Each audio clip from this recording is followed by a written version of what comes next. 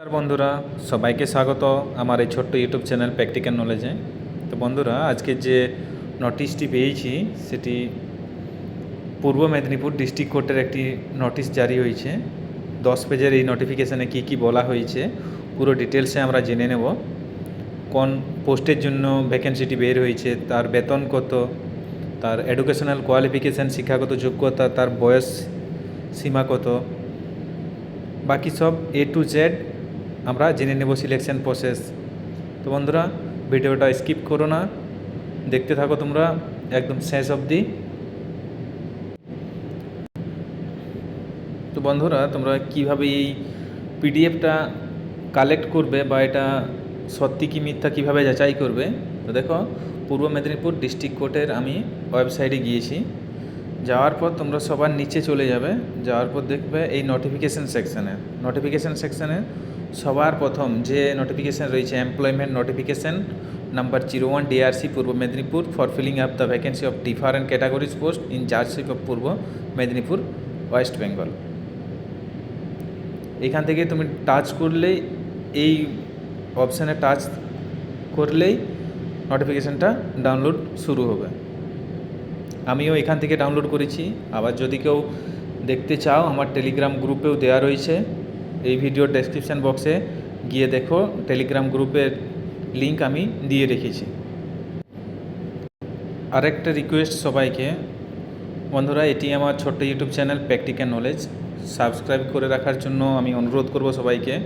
এবং আমি এরকম চাকরির খবর দিয়ে থাকি আমার ইউটিউব চ্যানেলে। এখন দেখো বন্ধুরা, জিডিএসের ফর্ম ফিল আপ কিন্তু শুরু হয়ে গেছে, গ্রুপ ডির ফর্ম ফিল আপ, আর তার কারেকশন উইন্ডোজ ডেট কিন্তু মেনশন করে দিয়েছে। নেভিতে ভ্যাকেন্সি চলছে। তো বন্ধুরা, এই সকল ভিডিও আমি দিয়েছি, আর পরবর্তীকালে যে সকল ভিডিওগুলো বা যে সকল নোটিফিকেশানগুলো চাকরি রিলেটেড আসবে সেগুলো আমি দিয়ে রাখবো। তার জন্য সবাইকে পার্সোনালি রিকোয়েস্ট করছি, বন্ধুরা টেলিগ্রাম গ্রুপে জয়েন হয়ে যাও আর আমার চ্যানেলটি সাবস্ক্রাইব করে রাখো। চলো বন্ধুরা, শুরু করছি আজকের টপিক। সবার প্রথমে টপে দেখে নাও office of the district recruitment. এখানে বলা রয়েছে কমিটি পূর্ব মেদিনীপুর ডিস্ট্রিক্ট জাজশিপ। নোটিফিকেশানটি এখান থেকে জারি হয়েছে। দ্বিতীয় কি বলেছে, এমপ্লয়মেন্ট নোটিফিকেশান পূর্ব মেদিনীপুর তমলুক। এটা তোমার নোটিশটি জারি হয়েছে জানুয়ারির 30 তারিখ, 2025 জানুয়ারির 30 তারিখ। Application in online mode. তো বন্ধুরা, অনলাইনে তোমাদেরকে ফর্মটি ফিল আপ করতে হবে, ইন্ডিয়ান সিটিজেন হতে হবে। তারপরে দেখে নাও কি বলা হয়েছে। এখানে বলেছে purely temporary basic but are likely to be made permanent.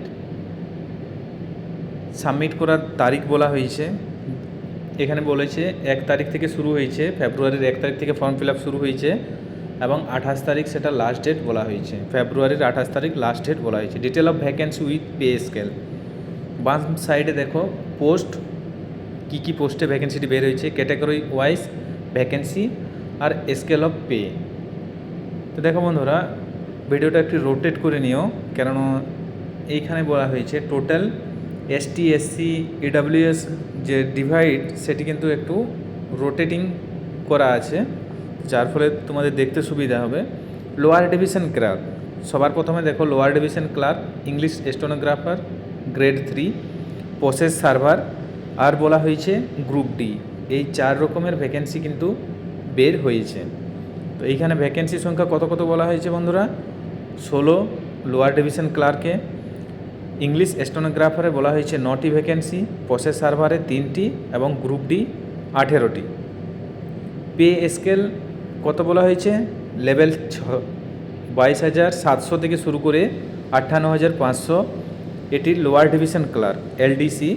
Pay scale 10, স্টেনোগ্রাফারের বেতন বলা হয়েছে 32,100 থেকে 82,900।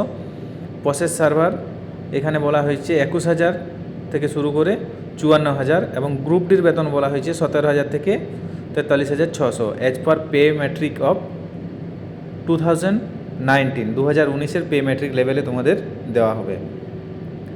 সেকেন্ড পেজে দেখে নেওয়া যাক কী বলা হয়েছে। সেকেন্ড পেজে বলেছে এজ লিমিট, বয়সের সময়সীমা।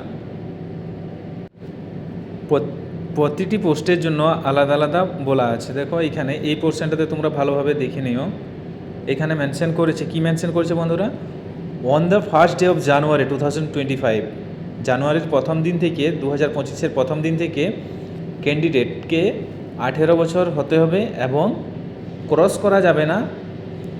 এসসি ক্যান্ডিডেট 35-এর উপর যাওয়া যাবে না এবং এসটি ক্যান্ডিডেট 37-এর উপর যাওয়া যাবে না এবং 32 year of any other person.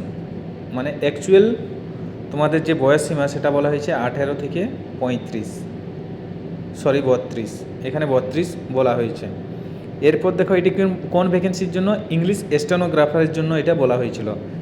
নিচে দেখো post of the lower division clerk, process server and group D, এই তিনটি পোস্টের জন্য কি বলেছে, on the first day of January 2025, 18 years মানে 18 তোমার হতে হবে এবং 43 বছর, 45 বছর এবং বাকিদের জন্য 40 বছর ঊর্ধ্বসীমা, বয়সের ঊর্ধ্বসীমা দেখিয়েছে এখানে। Candidate belonging ex service category, upper age limit government নিয়মে যেটা রয়েছে কি আপার এজ লিমিট রিল্যাক্সেশন যেটা দেওয়া হয় সেটি তোমাদেরকে এখানে দেওয়া হবে। Age record, birth certificate issued by competent authority, admit card or certificate Madhyamik 10th standard, equivalent examination issued by any recognised board or counselling will not be accepted. শুধুমাত্র এখানে কাউন্সিলের অ্যাডমিট কার্ড বা বাকি যে ডকুমেন্টস সেগুলো অ্যাকসেপ্ট করা যাবে না। তোমার মাধ্যমিক লেভেল বা জন্ম সার্টিফিকেট, বার্থ সার্টিফিকেট তোমাদের অ্যালাউ করা যাবে। এরিয়া কোন কোন বলা হয়েছে দেখো এখানে, international competition, national competition, inter university tournament, national sport, game sport, competitive authority. Sports পার্সনের জন্য যে রিজার্ভেশনটা বলা হয়েছে এইখানে দেখো এই ভ্যাকেন্সিগুলো কিন্তু স্পোর্টস পার্সনের জন্য বলা হয়েছে। যদি কেউ এখানে স্টেট লেভেল চ্যাম্পিয়ন থেকে থাকে তার জন্য ভ্যাকেন্সি কিন্তু রিজার্ভেশন থাকে। এরপর দেখে নাও তোমাদেরকে বলা আছে এডুকেশনাল কোয়ালিফিকেশান, শিক্ষাগত যোগ্যতা কী বলেছে বন্ধুরা, post of the English stenographer grade 3 এর জন্য কি বলেছে, candidate applying two B the English stenographer must have মাধ্যমিক और ইকুইভ্যালেন্ট এক্সামিনেশন বাই এনি, মতলব তোমাদের এখানে ক্লাস 10 পাস অবশ্যই দরকার। সাথে কি বলা হয়েছে, certificate of knowledge in computer operation with knowledge writing in shorthand from a recognised institute, শর্ট হ্যান্ডে কিন্তু টাইপের অভ্যাস থাকতে হবে এবং সার্টিফিকেট তোমার মাস্ট দরকার। পয়েন্ট 2-এ কী বলেছে, for English stenographer minimum speed 80 WPM, 80 word per minute in shorthand and minimum speed 30 WPM, মানে 30 থেকে তোমাকে 80টি ওয়ার্ডের মধ্যে টাইপিংয়ের ক্যাপাসিটি থাকতে হবে। English for 10 minute R required, 10 মিনিটের একটি টেস্ট নেওয়া হবে। 10 মিনিটে তুমি কতগুলো পাচ্ছ না পাচ্ছ, তার মধ্যে কিছুগুলো যদি রং হয় সেখানে পার্সেন্টেজ ওয়াইজ তোমাকে রিল্যাক্সেশন দেওয়া যাবে বা রংগুলো অ্যালাউ করা যাবে। ধরো ভুল টাইপ হতেই পারে, তো সেখানে 100টা ওয়ার্ড লিখেছো তার মধ্যে হয়তো 3% বা 3টি ওয়ার্ড সেখানে যদি তুমি ভুল লিখে থাকো তাহলে সেখানে তোমাকে হয়তো মার্সি করে থাকবে।